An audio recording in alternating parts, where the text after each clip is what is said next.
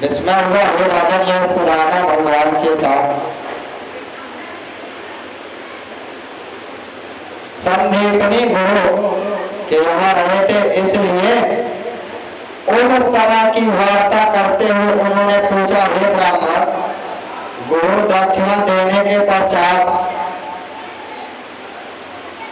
तुमने किसी योग्य स्त्री से विवाह कर ही लिया होगा, क्योंकि अब भगवान पूछ रहे, क्योंकि भगवान जानते हैं कि वह तो विवाह कर ही लिया होगा। एक तो घर में जाकर भी तुम्हारा चित्त विषयों में नहीं लग सकता, ऐसी मेरी धारणा। भगवान जानते तो हैं कि इनकी धारणा क्या है। हम तुम गुरु जी के साथ रह करके जिस आत्म तत्व का ज्ञान प्राप्त करते हैं, उसे इस प्रकार संसार सागर से पार किया जा सकता है। साधु संत कर्मणां साक्षात् दुर्गेश्वरं आत्मा अग्निश्चयां यथावन्ने ज्ञानतो। इस श्लोक में 3 गुरु होते हैं। प्रथम जन्म देने वाला, दूसरा उपनयन संस्कार करके वेद ज्ञान देने वाला, और तीसरा ब्रह्म ज्ञान देने वाला। यह 3 गुरु। इनमें से प्रथम गुरु पूजनीय है, सबसे बड़ा गुरु वही होता है। अब जन्म देने वाला कौन? माता। माता से बढ़ के तो पिता ही श्रेष्ठ नहीं, क्योंकि माता किस कष्ट से संतान को उत्पन्न करती है वह तो एक माँ ही जानती। भगवान ने कहा कि पहली गुरु तो माता। वही माता अगर चाहे तो पुत्र को पुत्र बना दे, अगर थोड़ा सा भी ढीलापन किया तो वह पुत्र जो होता है तो पुत्र बन जाएगा।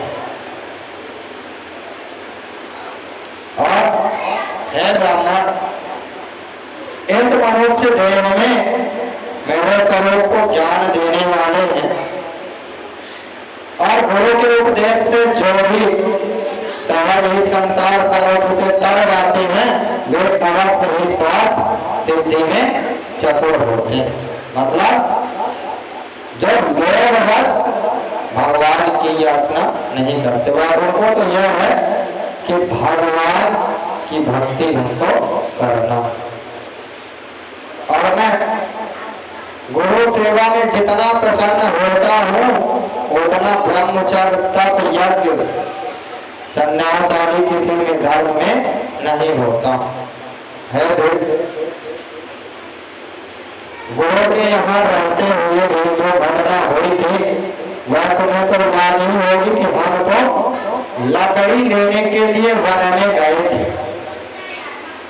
और वर्षा ऋतु के होते हुए भी सहसा तेज वायु के साथ खूब जोर से वर्षा होने लगी। तो उस समय हम दोनों ही घबराकर एक दूसरे का हाथ पकड़े और लकड़ी का बोझा सिर पर रख करके मार्ग को टटोल रहे थे।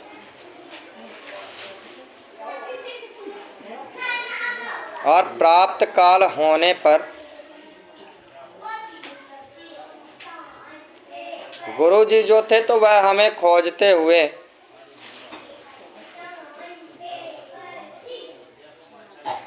उस वन में आ पहुँचे जहाँ हम लकड़ी लेने के लिए गए थे, कि आखिर हमारे जो यह बालक है तो यह बालक आखिर गए कहाँ। तो शरीरधारियों के लिए आत्मा अत्यंत प्रिय है। मतलब जो आत्मा होती है, तो शरीरधारी कोई भी शरीरधारी हो, सबको अपनी आत्मा, अपना शरीर बड़ा ही प्रिय लगता है। और शुद्ध भाव से शरीर को गुरु के अर्पण कर देने के कारण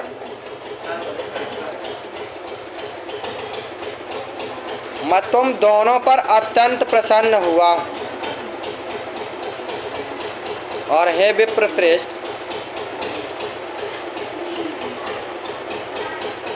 गुरु जी के यहाँ रहते हुए भी ऐसे अनेक जो वृतांत वह उपस्थित हुए और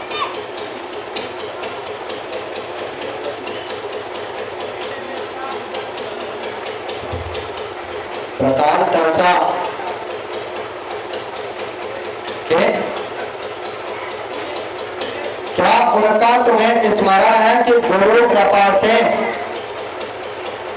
मनुष्य पूर्ण शांति को प्राप्त होता, ऐसा मेरा निश्चय। यह सुनकर सुदामा बोले कि हे देव, मैं आप संत संकल्प के साथ ही गुरु के वहां रहूं।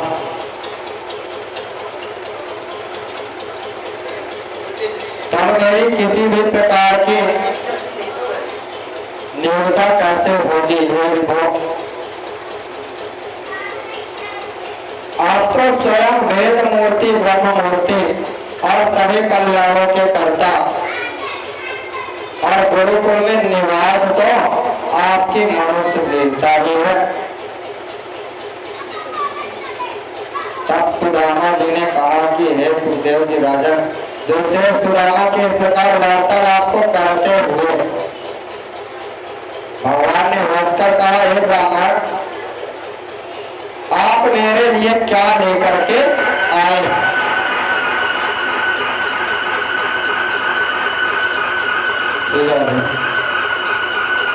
भगवान ने कहा कि हे ब्राह्मण,